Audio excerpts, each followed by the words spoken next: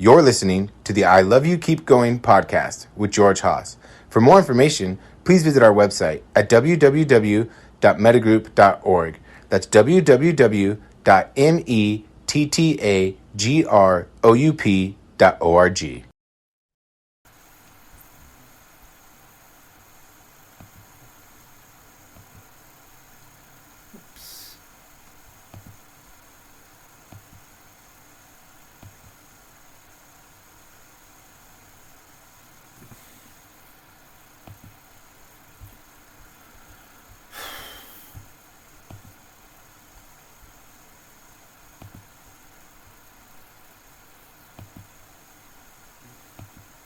Recording in progress. So welcome everybody. This is I Love You Keep Going. It is Thursday, May 14th, 2026. It's 9:06 p.m.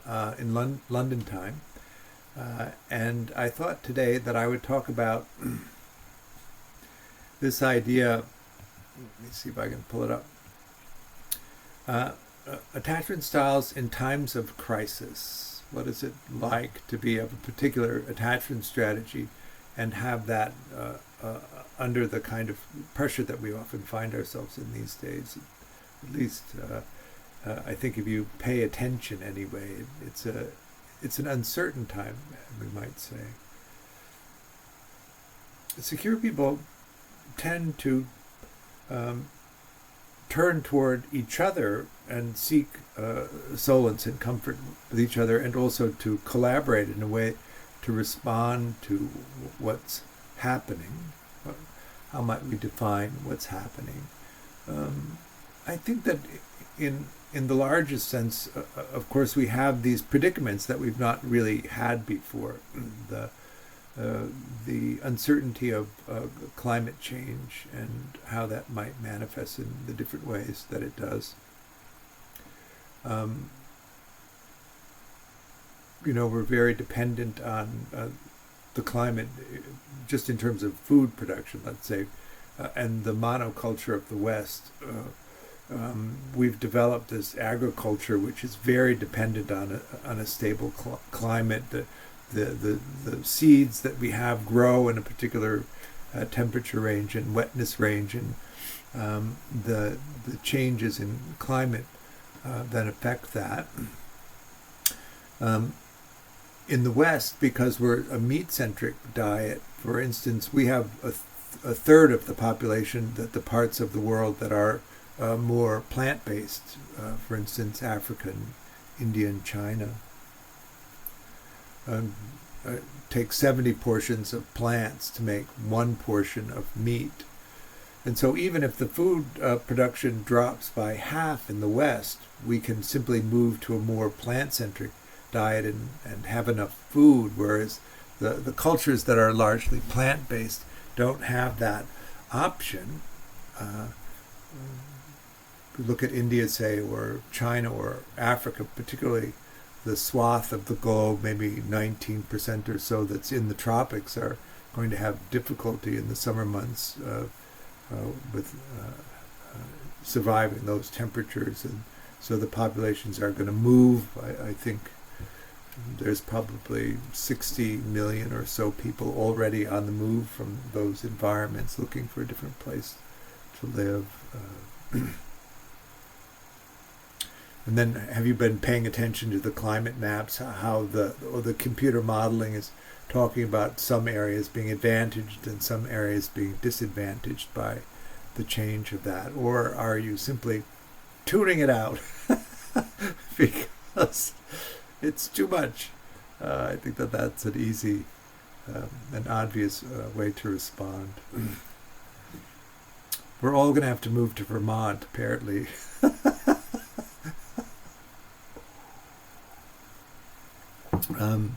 Global capitalism, if you look at the model of global capitalism, where they scrape extra value off of labor, and do you know the term social dumping, which is a term that describes a big capital moving into areas where labor is undervalued in comparison to the main economies, and and exploiting that labor so that they can scrape the value off it. Except now that we've almost reached the point where all of those labor markets have been pulled into the system, and so there's no place for for that continuous growth cycle to complete.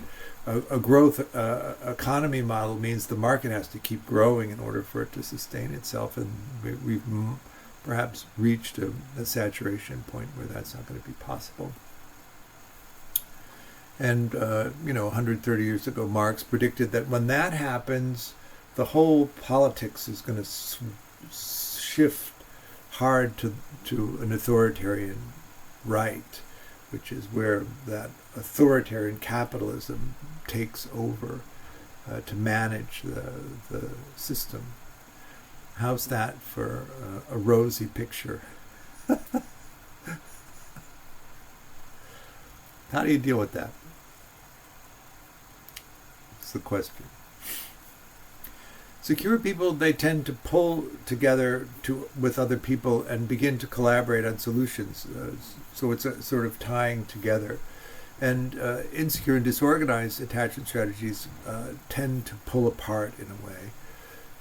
Dismissing people are idealizing, and so they tend to drop out of the picture anything that's negative and would interfere with the idealizing of what's happening. And you can see that in the way that things are discussed, kind of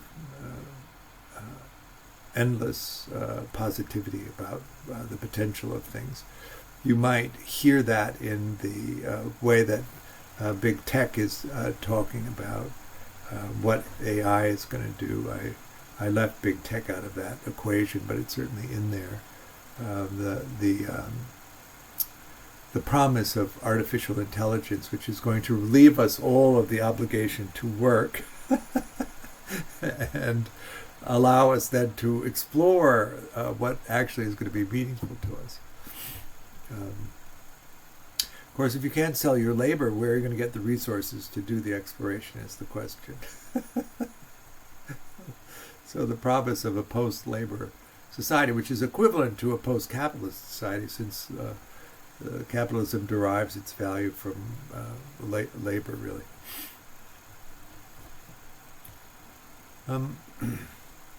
Now, there are no shortage of solutions, no shortage of really good solutions to all of this. What there seems to be a shortage of is the political will to enact any of it, which is another one of the problems.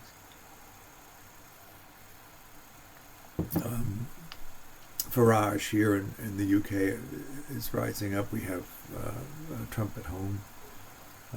Sometimes there's sparks of hope, like Orban being voted out in Hungary.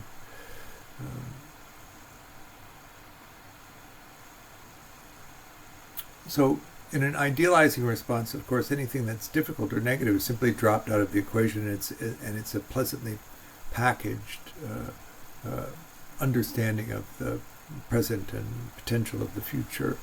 Preoccupied people link their exploration to other people rather than exploring themselves, so the person they link to is likely going to be the person who dominates the thought process in those kinds of relationships. And disorganized people don't function so well, don't think so well, low mentalizing capacities, and also probably are the ones that suffer the most when there isn't so much support in the culture for what's going to happen. What is the level of discontent that we can tolerate?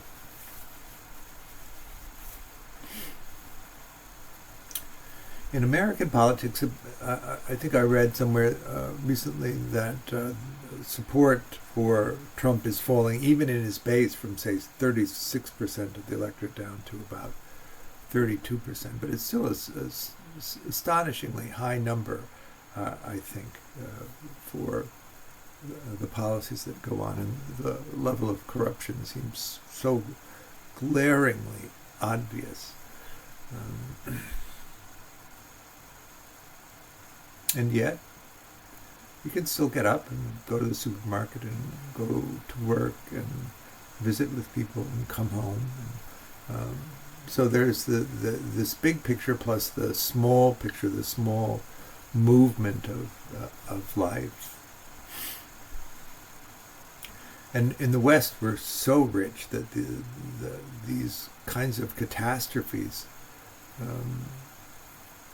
even the recession, the Great Recession of '89, doesn't resemble what, of course, I'm not old enough to have known directly, but my mother, teenage years were in the Great Depression, if you call your history.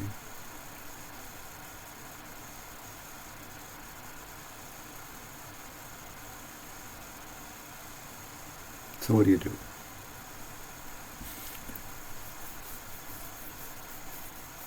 Carry on, right? We carry on with the things that we need to do. Take care of them. And pay attention, perhaps. Pay attention and demand a solution that is actually going to be equitable for people. Do you know the philosopher John Rawls, who wrote A Theory of Justice? This was in the 70s. The idea then that resources should be divided in such a way that everyone is able to explore the meaningfulness of their lives and develop the capacities that they have, the talents that they have, with the idea that all of society would benefit from this, that everybody would be able to contribute in a way that when the resources are so lopsided, they're not. You know, Jay Gould, also a philosopher, said with the education system that we have being so uneven, it's likely that it's more likely that the next Einstein would be parking your car than he would be working in a physics lab. When you look at one of the interesting statistics for me was that in the distribution of Nobel Prizes, half the Nobel Prizes are awarded to people that are born into the top 5% of the economic distribution. The remaining 50% are largely given to people in the next 6% of the economic distribution. Do we really think that there's nothing for the bottom 89% of humanity to contribute because we're not developing them? That I think is the great ruin of us all, really.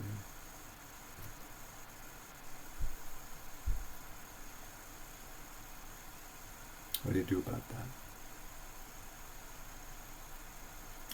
How do you hold the space for that? I guess we're talking now about our meditation practice, understanding that in order to be able to experience that and to be able to be responsive to it, we have to be able to hold the space of it, right? Where were you born in the economic distribution, and how did that enhance or detract from the way that your life unfolded? This is really going all the way back. The first resource, of course, for all of us is the attention of our caregivers. Maybe we could talk about attention of caregivers as a spectrum. The rewards, of course, are security in your attachment strategy, or a dismissing attachment strategy, a preoccupied attachment strategy, a disorganized attachment strategy. The figure that Ainsworth came up with, Mary Ainsworth, was 30% of the time your needs need to be met well enough in order to have secure functioning. So it isn't even the top 95 percentile that we're talking about. It's really, what is the top 30? What do you call that? It sounds so gloomy talking about this stuff, and yet here we are.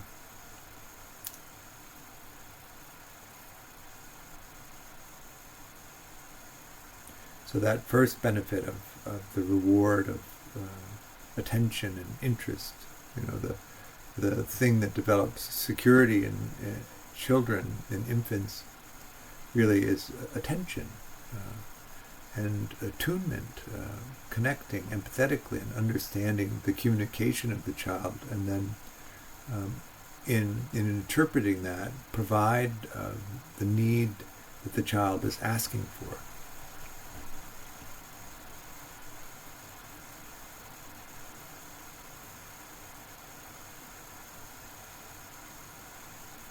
I often ask the question, since we can determine at 10 months old what your attachment strategy is, and 70% of us will use that attachment strategy our entire lives without changing it much, what might you have done in a family system that didn't provide that attention?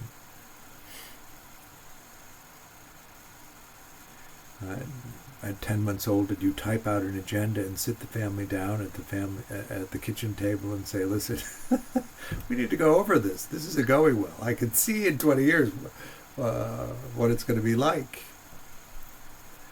Or at 18 months, let's say, or 2 years, or 5 years. In fact, because of the nature of the human condition, we probably don't even have the cognitive ability to reflect on this effectively until we're in our late teens or early 20s. I think for most of us, where it was a dire early experience, that's the time we try to begin to solve it, because we can see that the world is too difficult. If it's really bad, you're sort of pushed into it as a teenager because you're not able to function. And if it's really bad, already in childhood, you're being examined in a way for not being able to comply with the demands of childhood. Epistemic trust is where you believe that somebody is telling you the truth. You believe that what they're telling you is meant to be helpful to you. And that adolescent period is where that epistemic trust breaks, because you can reflect on what happened in childhood. And if you make the decision that your caregivers took care of their interests at your expense, the epistemic trust breaks. That's mostly disorganized people that happens for.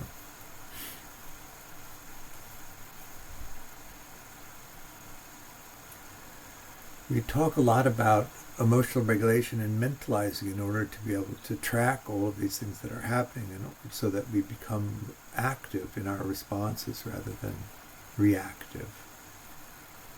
So in developing mentalizing, we're looking at the capacity to be able to take in the experiences that we have and understand that we apply meaning to them, right? So we have the senses, we gather the sense data, we take that sense data and we compare it to the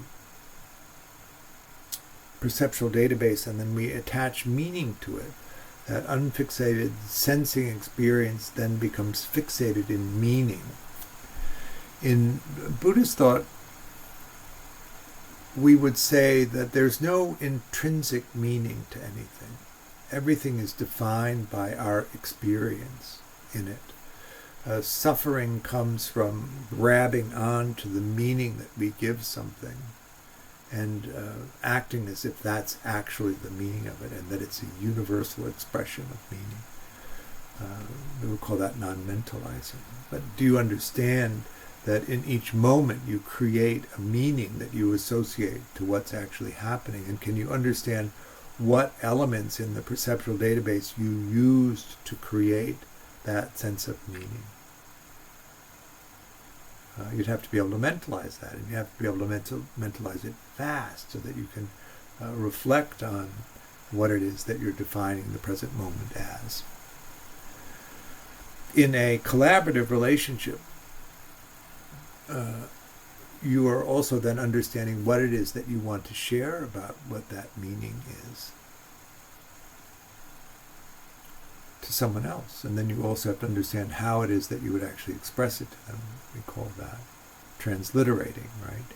You translate the meaning that, as you understand it, for someone so that they can understand what you mean by the experience of it. And then you take in their response and ensure that you understand what their response is, and then you modify your understanding. That's that active mentalizing.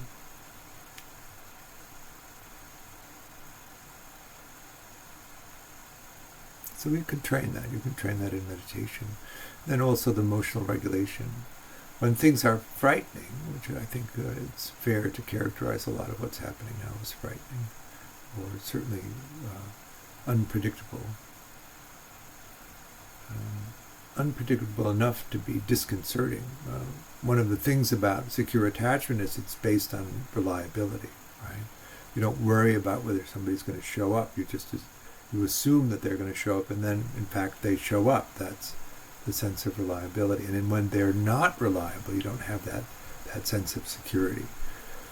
You might say secure attachment is the expectation that somebody will reliably show up for you, and that they then do, and that you then reliably show up for them when they need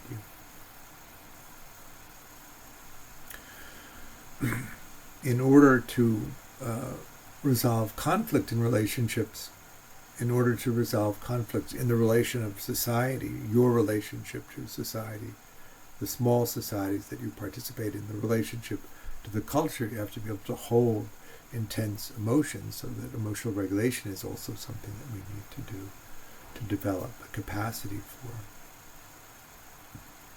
That puts us in touch with the emotional regulation strategies that we use in our family systems, that we learned as children, that we largely rely on. Can you regulate emotion well enough that you can engage in a discourse on the political life, the body politic, without getting completely frazzled?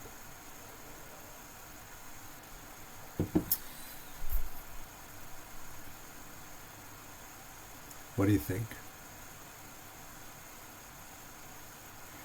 Can you talk across the aisle, as we used to say in more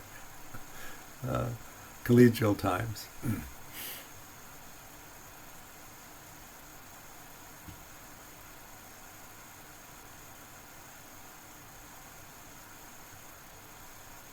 Do you pay attention to all of the stuff that goes on? Do you have a way of thinking about it?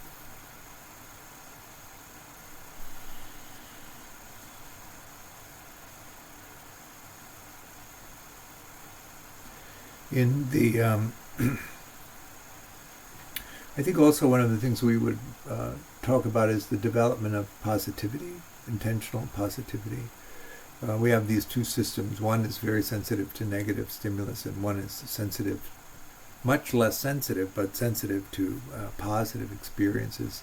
And rather than tuning out the negative experiences or getting trapped in the cycles of negative thought, we need to pump intentional positivity. And in the Metta-Vipassana way of working with this, the metta side of it is the pumping, the intentional pumping of positive experience, and the Vipassana side is the investigation of how we assign meaning to the experiences that we have,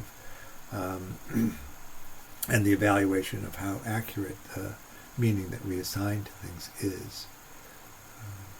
Tajampanati is the term which I quite like, that you reflect back on the conceptual reality that you create to see if it accurately reflects ultimate reality, and that suggests an orientation of being focused on ultimate reality rather than on conceptual reality, on the thing that you, on the source of the meaning that you give, rather than in the meaning that you've given.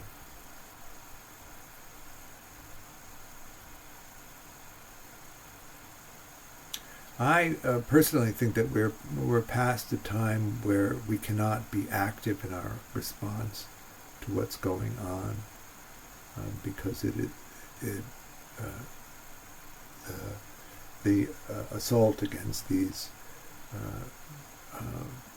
societal foundations is too intense at the moment. I don't know whether or not there's a way of turning that simply, or whether or not it's going to be an extreme demand. But I don't think that we can stand aside now. And so I would be advocating intentionally for you to respond in a way. I have my preferences on how I would like you to respond, but actually I want you to respond authentically from your own point of view. As part of your capacity to explore. The attachment system goes off, of course. This is, I think, also one of the things that they're counting on. At least the people that are engaged in taking the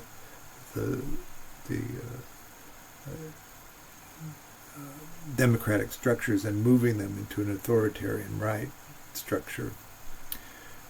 They're counting on so much chaos being created that our attachment systems activate, which shut down our exploration systems so that we're ineffective in responding to it. So if we can regulate ourselves and pull down the attachment system, that will open up the exploration system, and then we actually can respond in quite a creative way to what's happening that actually is very well integrated with what our understanding of our life is, what's essential in supporting our own exploration and responding to this. And the more chaotic and the more frightening the world becomes, the more likely the attachment strategy will be activated in our exploration system, will be shut down, and will be less effective in our ability to respond.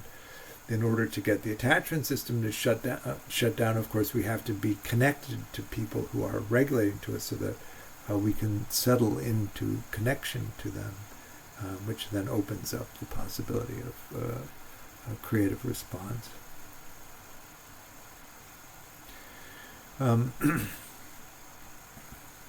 So that integrated meta-vipassana, I think, is really useful. Coming into that positive state helps settle the attachment system, being able to then voice authentically to the people around us that support us what it is that we want them to understand, and then responding in a way to the world as it is. Because as soon as we get into that attachment system, we're just seeking that proximity and that withdrawal, and in many senses, withdrawing from engagement.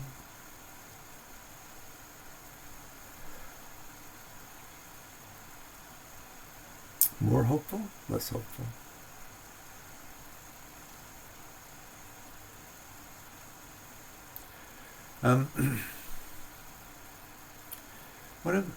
One of the things about metta-vipassana which I like is that you can use the vipassana side to investigate the metta side. So what we're attempting to do in loving kindness practice is to understand view, or what a mind state is in the Buddhist sense, a view, that ultimate reality arises from the gathering of sense data, and between ultimate reality and conceptual reality, which is the process of assigning meaning to the sensing experience, is the place of the view. And the view is distorting. We don't think of the distortion as necessarily negative. It can be a positive distortion, or a negative distortion, a beneficial distortion, or an afflictive distortion might be better languaging.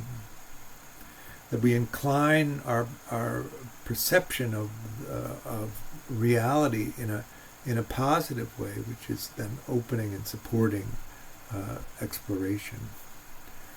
A lot of us who grow up in adverse childhood experiences, whether we're aware of it or not, have a view that's lopsided onto the negative side. So the bias is always toward the negative. And there is a built-in bias in the nervous system for that. Better to get out of the way of a saber-toothed tiger leaping out of a bush than to roll in the grass and enjoy the sunshine.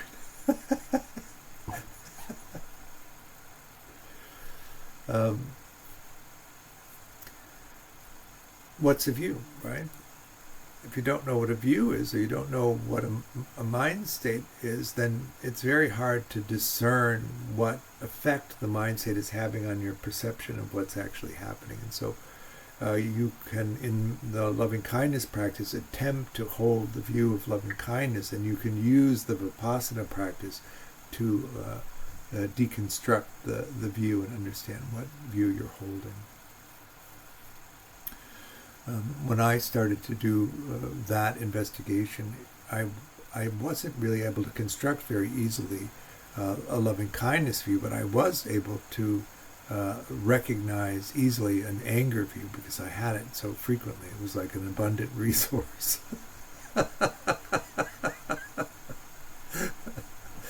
And I really did it in a gross fashion. I would walk into a room when I was happy and I would examine the way that the room appeared to me.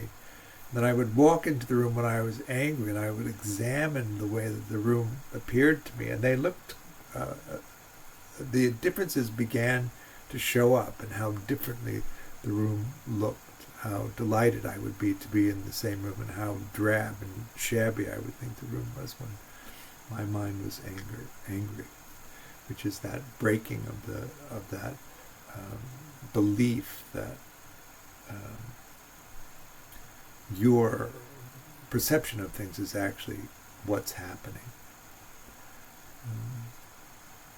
And then the construction of the loving kindness view, we'd say always cool, always kind, open, friendly, curious, always cool, an absence of the heat of desire. Do you remember talking about the glow, which we've done here quite a bit? But you look at somebody and they're absolutely ravishing, and a few months later the glow is gone, and there they are, who they always were. Who did? For Joe, by looking, you mean by feeling, right? Looking at the room, you're saying your feelings are different, or is that you're talking about the meaning that you assign to it? Well, I'm a sighted person, and so mainly I rely on visual representations of things. And so my early exploration was really on how it appeared to me. But it would be all of the sense gates coming together, that particular room, I had a day bed on one wall, and a big armchair, and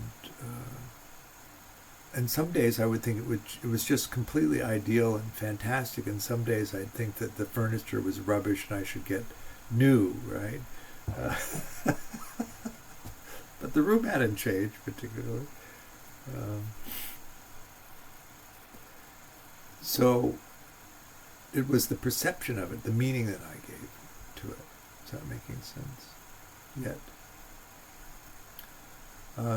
And then I would track, what am I feeling? And then I would, in the beginning, just reckon, oh, here's the anger again. The anger is the thing that's changing the room. And happiness was less common then, I guess, for me. Is that making sense? Problem with that notice is this contrast of feelings, that one will be positive and the other one will be negative. And let's say, powerlessness that you brought up, like that's what I'm feeling when I would walk into a room, but the view doesn't change the powerlessness. It's almost like... Well, the view of powerlessness, how does the room appear to you in that moment?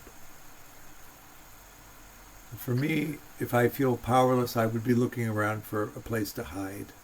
Would the room then provide a place for me to hide where I could feel safe? It's interesting that you say, how does the room look? For me, it's like, how do I feel? That's what it ends for me. I never thought of the environment. How does the environment look at me? It was like, how do I feel? And that's the last question. Right. But then, isn't there the perception of the environment also available? I mean, there was a time that I put locks on the inside of my closets because that would make me feel safe. I could go in the closet and lock the door from the inside. It's a level of unsafety.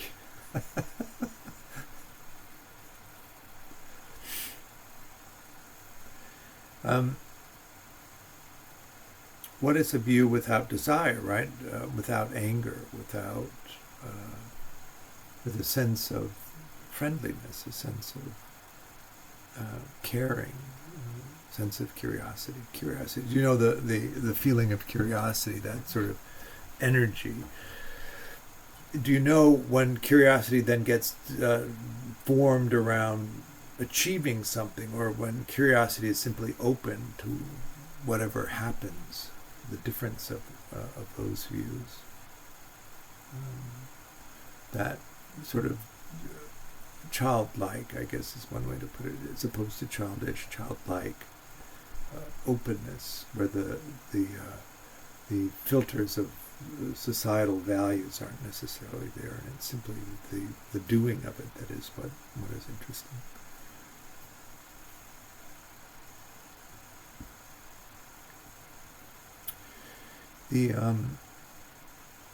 What it's going to be meaningful to you. I let's take this,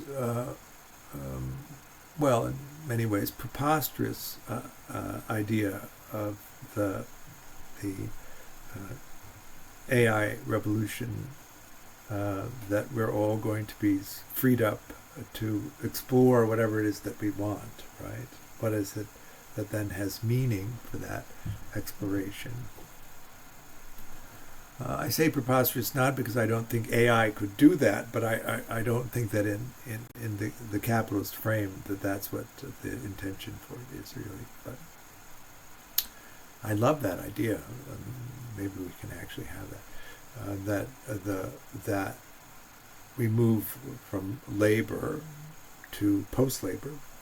That would mean universal basic income, right? And also universal basic inheritance, right? So that we all have that, the financial possibility of actually exploring something that would be meaningful.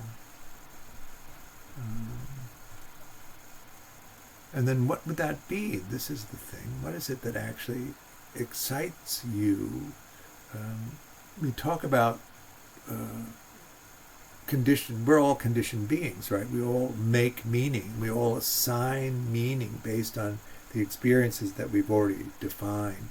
And that process of defining experience began right away, right? The infant calling out to the world and the world responding. And depending on how the world responds, we begin to ascribe meaning to things, right? A sense of confidence that the world will be responsive, which is that secure domain. The secure infant calls out to the world, and the world responds in a way that's meaningful to the infant. And in insecure and disorganized attachment, the infant cries out to the world, and their needs are not met, and then they adapt to the care that they receive.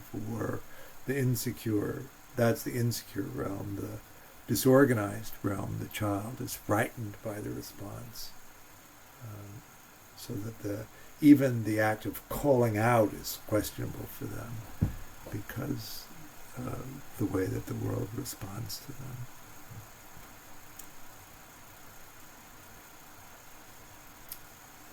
It's not about the money. There's plenty of money. It's how we spend the money. Really take that in. It's not about the money. There's plenty of money for universal basic income. Plenty of money for universal basic inheritance. That's not the problem. The problem is the politics of allowing it.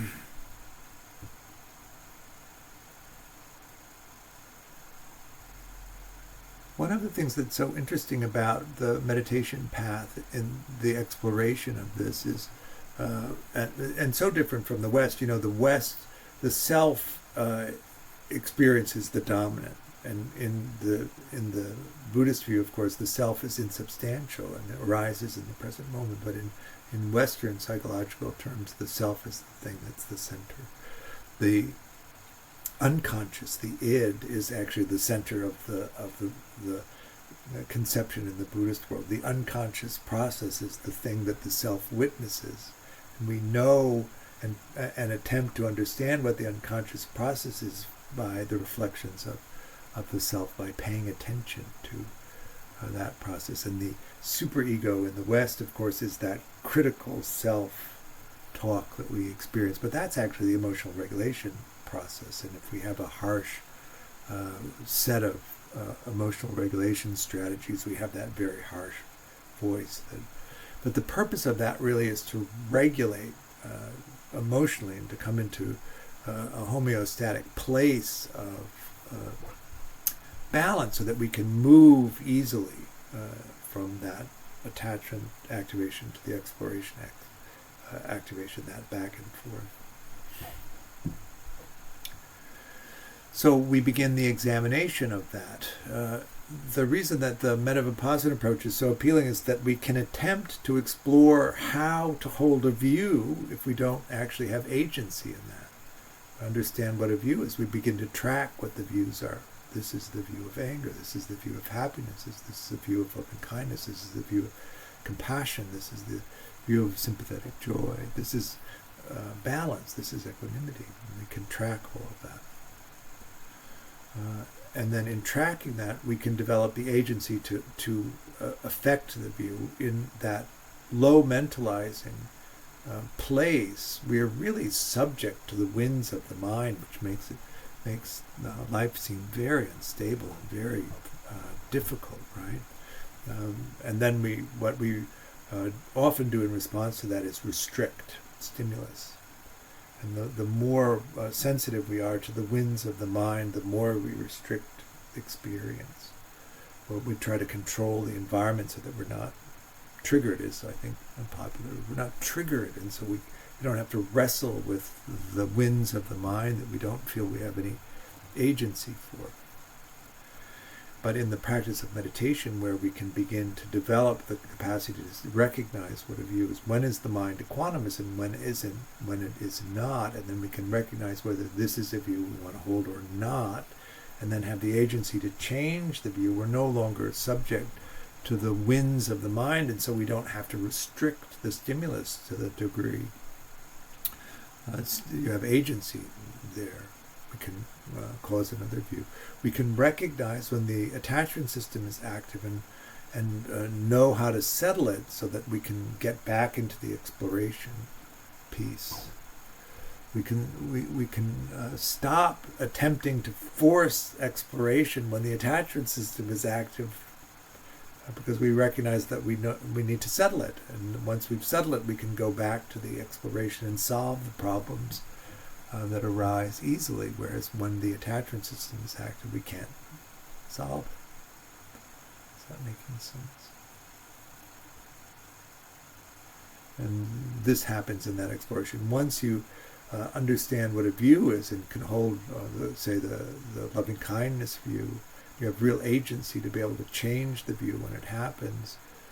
You don't have to do the Vipassana exploration of how to deconstruct a view and get it all going. You've already got the skill to do that. Then you can use the Vipassana to deconstruct the conditioning and understand why, what meaning you give and why you're assigning the meaning to what it is in the present moment, which makes it much less likely that you're going to get pulled into the meaning of the past and make the present moment the same. The present moment is happening. We have the collection of the sense data. We compare it to the perceptual database. We assign the meaning, and in that meaning that we're assigning, we're also assigning the expectation of the outcome of that, which then affects our action, the response that we have to the present moment. If we get lost in that process and fall out of the awareness of the present moment into the past meaning that we're giving, and we expect the response to match, then we only take the actions in the present moment that would result in the outcome that we're anticipating. Maxwell. Hey George, Hey. just curious, would it be safe to say then that secure and dismissives don't generally come to meditation practice, and it's mostly the disorganized and anxious? It depends. I would say there's a bell curve. On the one end is the low functioning, barely getting it together crew. And then we have the rest of the bell curve where people are still participating in the pursuit of the classical tokens of our society, of achievement in our society, and do well enough that they don't question the value of the tokens. And at the other end, which is the people that are super good at setting goals and getting them, and that group of people who discover that actually the meaning that's promised in the societal tokens that they've gathered is not actually there. And having successfully gathered all of those tokens, they still remain questioning the meaning of that. That would be the secure side of it. But you'd also find dismissing people there. They pursue this relentlessly and they get it, and it still feels empty to them. Not the good empty of everything, but the bad empty of nothing. Right? It doesn't matter that they achieve the goal because it doesn't resonate in a way. And this is the discussion between primary and secondary exploration. If you're oriented towards secondary exploration, it doesn't matter how much you gather because it doesn't satisfy the primary urge. Where in secure people, it's also a question of primary and secondary, and the struggle that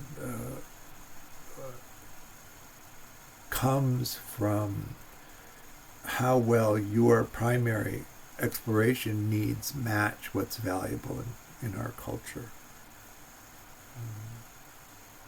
Got it. Thank you. So, but I do think it's an interesting mix that the people that have struggle getting into the game are here, and the people who do very well at the game are here, and the people in the middle are not here. And that the people who don't do very well and are struggling to get into the game are mystifying to the people who do very well at the game. And then they're saying you shouldn't even do the game because the game is unsatisfying. And there's a natural conflict that arises between the two. I know this from the teaching side because if you get a mix of both in one class, for instance, the low-end people go really slowly and need lots of attention and lots of help. And the people at the other end zip through and want more and more and more and more. And how do you balance that without them being rage filling the space between them? So, importantly, though, consider where you are in the mix and consider what it is that happened to you, because one of the things about the human condition is that we're all so alike and at the same time completely unique. And so the thing that you need is going to be unique to you, and that should actually be what is important to discover. What do you need? If you've not explored primary exploration much, the advantage there is you can start anywhere with anything. And if you've explored quite a bit and you're good at it, even though all of the exploration has been secondary, it happens really quickly that you begin to, once you add how meaningful is this to me really as part of the evaluation of the things that you pursue, you have all of the skills to move into discovering the things that really matter, and you can then make up your mind how much of your life you can reorient toward that. Obviously, time, energy, and resources are the consideration. If you don't explore well, then there's the whole path of discovering how to explore, to developing the skills to be able to explore before you can begin to unwind what it is that would actually be meaningful. So the preoccupied skill set is the one that is the most challenging because there's the most to do. Yeah, I'm falling to the preoccupied bucket. Somehow I ended up with a secure partner. Oh, and, good. I am learning. I've been on the attachment journey for about a year now, and I'm starting to learn how to regulate and explore. But it's a clumsy process, so Indeed. unfortunately, it can come off to the secure partner as inconsistent because you go out, you explore. Oh, not this, not this, and that's kind of what I'm navigating right now. Luckily, we have help doing that. So Oh, good. Yeah. The resilience is one of the hard pieces for preoccupied people. If you're a seasoned explorer, what you understand is almost all paths lead nowhere. And so it doesn't faze you. You think, it's just, this didn't go anywhere. That's good. I know I don't have to go any further. I can then head off into another direction.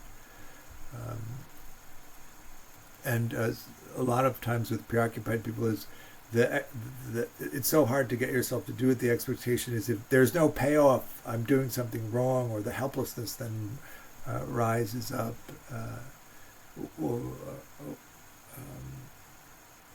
And then also, if there's outside pressure on you to find something to explore in some ways, that also can push you into a place of exploring something that isn't authentic. I've been exactly. That's my exact experience. Yeah. I often tell the apple story, which I don't know if have you heard my apple story? Yeah. So, 25 times you don't find the result, but then the one time you do, and it's worth it because it's so meaningful. And then that also is the pivot point into the next direction that you go into. And of course, as you develop an understanding what's meaningful to you, meaning changes, right? So everything is impermanent, nothing lasts. And so the thing that you discover that is rich and meaningful is only rich and meaningful for a time, and then it isn't anymore, and then off you go to the next thing. And one of the things about secure functioning relationships I think that's important to understand is the trading of exploration is one of the central energies of the relationship.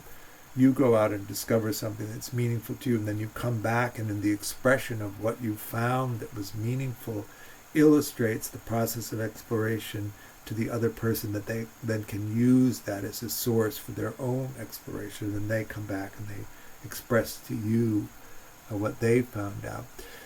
In the experience of discovering what's meaningful is one thing, and the experience of translating it into an expression that someone else can understand often deepens the meaning.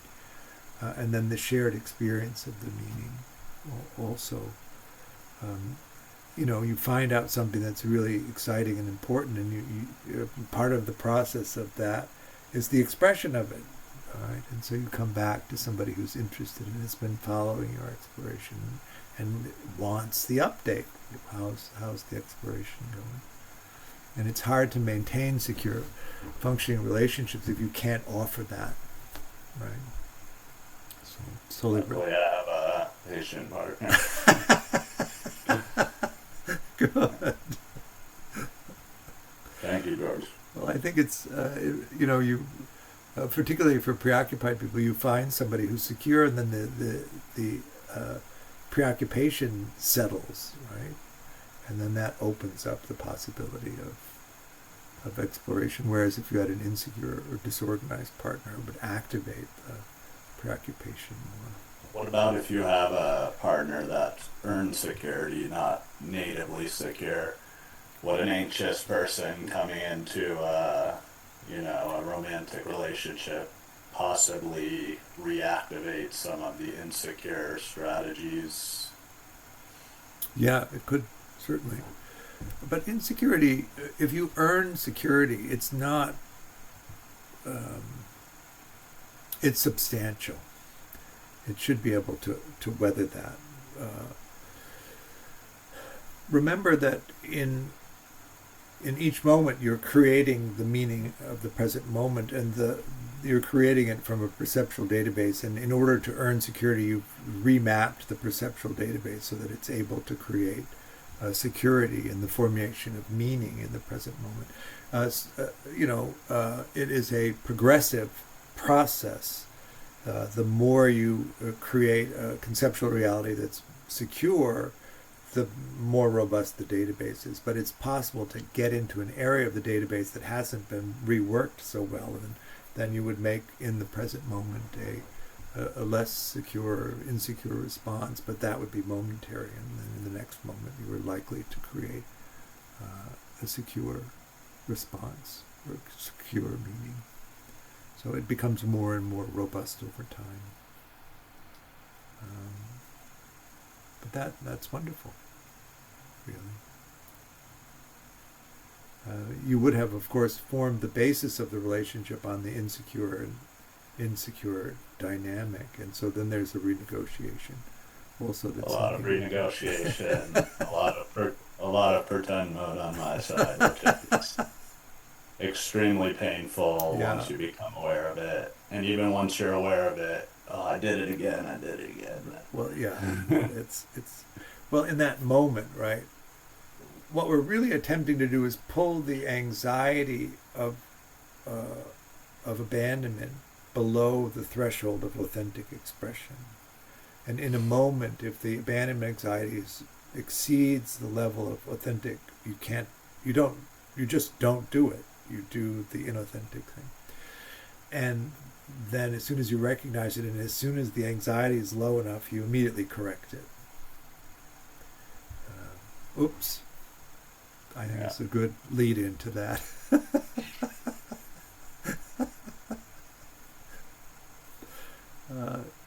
And as they say, if you correct something within 5 seconds, it's not a big deal. A half an hour later, maybe it's a little bit more of a big deal. But if you wait 3 days, ooh. or a few months.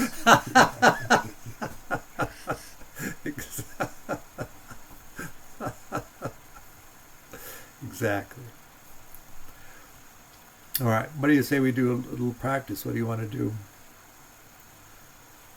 What's good for regulating emotion or creating intentional positivity?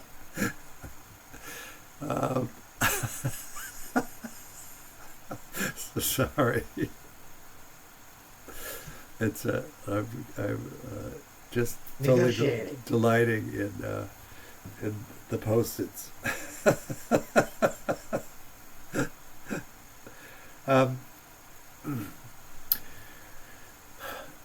Intentional positivity is necessary.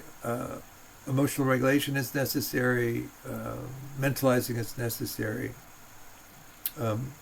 Intentional positivity would be the heart practices, and mentalizing would be one form of vipassana practice, and emotional regulation would be another form of vipassana. And also, we always have the option of IPF.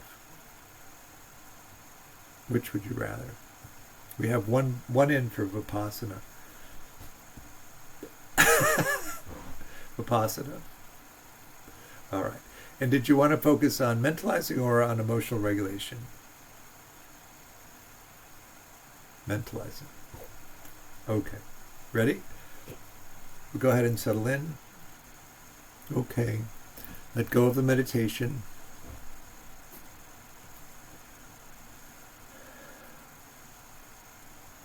How's that? Good? Questions, comments? All right. Thanks so much for your practice. It's good to see you. Really appreciate you. If you're able to make a donation, please do. There's a link on the website. It helps support me and also the work that Mettagroup is doing. And I will see you soon, I hope. Bye.